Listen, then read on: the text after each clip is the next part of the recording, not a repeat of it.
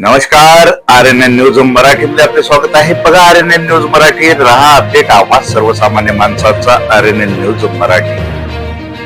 पहिले जेल फिर बेल फिर वही पुराना खेल हा गुंडांचा स्लोगन वापरत गुंडांना आपला आदर्श मानित पुसदच्या तरुणाईची गुन्हेगारी क्षेत्राकडे आकर्षक वाटचाल गुन्हेगार यांच्या पावलावर पाऊल टाकीत वाटचाल करीत असल्याचे दिसून येत आहे. लोकांच्या तरुण मुलांचे जीव जात आहेत. पोलीस प्रशासनाच कारणीभूत. IPS अधिकारी यांनी आतापर्यंत काय उपाययोजना राबविल्या, सर्वसामान्य नागरिकांचा प्रश्न. पुसद शहरात प्रत्येक 2 दिवसाआड कोण कुणाचा प्रयत्न, मारहाण, चाकू हल्ला, गोळीबार, अवैध शस्त्र बाळगणे, चोरी असे गुन्हे होत आहेत. गुन्हे तर थांबतच नाहीत, गुन्हे व गुन्हेगार यांच्यात सतत वाढ होत आहे. पोलीस प्रशासन फक्त पगारी पुरते व वर कमाईवरच लक्ष देत आहे. पुसद शहरात परिस्थिती अत्यंत बिकट होत चाललेली आहे. पुसद शहरातील पालकांना पल्ल्याची चिंता लागली असून सामान्य नागरिकांना राहण्यालायक पुसद शहर राहिलेच नाही अशी खंत नागरिक व्यक्त करीत आहेत.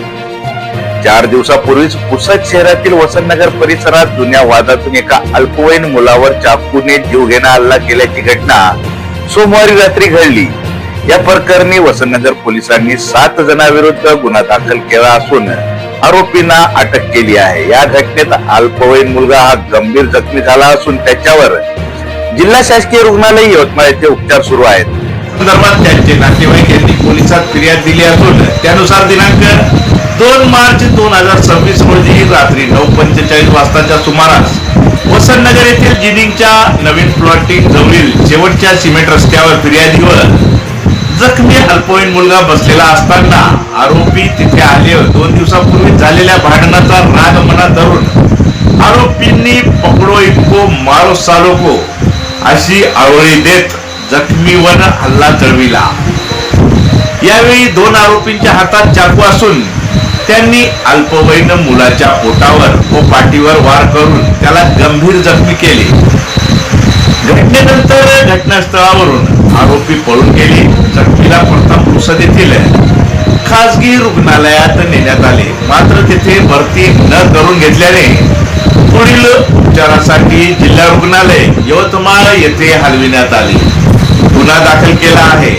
सर्व आरोपींना अटक करून न्यायालयात हजर केले असता न्यायालयाने त्यांना 2 दिवसाची पोलीस कोठडी सुनावण्यात आली आहे. घटनास्थळ हे वसंतनगर पोलीस ठाण्याच्या हद्दीच्या अंतरावर आहे व जिनिंग परिसरात सदर घटना घडली असून पोलिसांचा वचक गुन्हेगार यांच्यावर किती आहे हे दिसत आहे. पोलीस प्रशासनाकडून सामान्य नागरिकांना त्रास व गुन्हेगार यांना सलामी मिळते.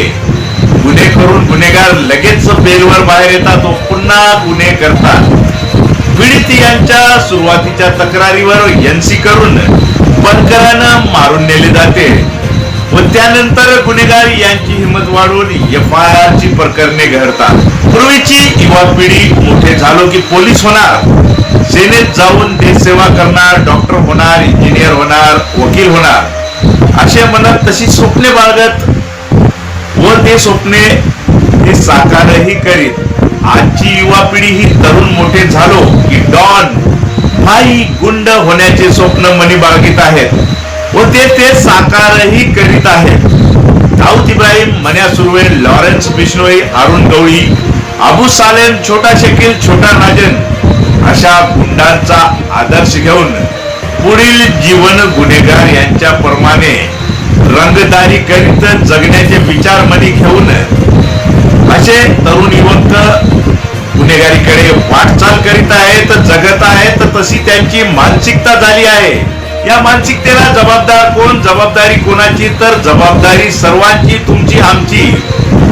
सर्वच विशेष करून पोलीस विभागात पूर्वी प्रमाणे नायक म्हणजेच ज्याप्रमाणे कर्मचारी, अधिकारी यांचा आदर्श घेऊन युवा पिढी म्हणत होती की आम्ही त्या अधिकारी आणि कर्मचारी यांच्या प्रमाणे पोलिसात जाऊ, आपले जीवन जगू आणि देश सेवा करू. पूर्वीच्या पोलीस अधिकारी आणि कर्मचारी म्हणजेच पोलीस विभागातील एका नायकाप्रमाणे, हिरो प्रमाणे काम करणाऱ्या पोलिसांचा आदर्श घेऊन जीवनात आपणही तसेच वागू अशी म्हणणारी पूर्वीची युवा पिढी होती व पण आज पोलीस विभागामध्ये पूर्वी होते, आता नाहीत. हल्ली आपण सर्वांनी जर पोलीस विभागातील नायक यांच्या बाबतीत जर प्रश्न विचारला तर 4च लोकांची नावे आठवतील.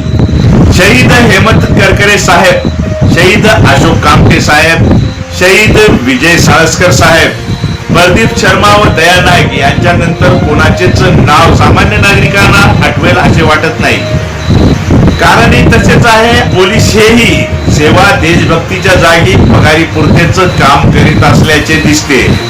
त्यातही करप्शन, हप्तेखोरी, सामान्य नागरिकांसोबत दमदाटी, गुन्हेगार यांच्यासोबत स्नेहसंबंध, तसेच युवा पिढी यांच्या डोक्यावर प्रेमाचा हात ठेवण्यापेक्षा त्या पाठीवर पांढरा दांडा आणणारे हे पब्लिक सर्वंट असल्याने तरुण पिढी हे पोलिसांना आपला आदर्श न मानता गुंडांना आपला आदर्श मानित आहेत व गुन्हेगार गुंड यांच्या पावलावर चालित असल्याने शहरातील गुन्हेगारी दिवसेंदिवस वाढत चालली आहे. यवतमाळ जिल्हा पोलीस दल, पुसद पोलीस दल आलेले एकापेक्षा एक वरचढ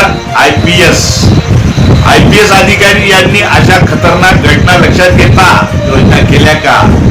काही नवतरुण युवकांचे मेळावे घेऊन त्यांना पोलीस प्रशासन समाजात वावरणे, गुन्हेगारी क्षेत्रापासून दूर राहण्याबाबत मार्गदर्शन केल्याचे काही मेळावे घेतल्याचे आठवते का?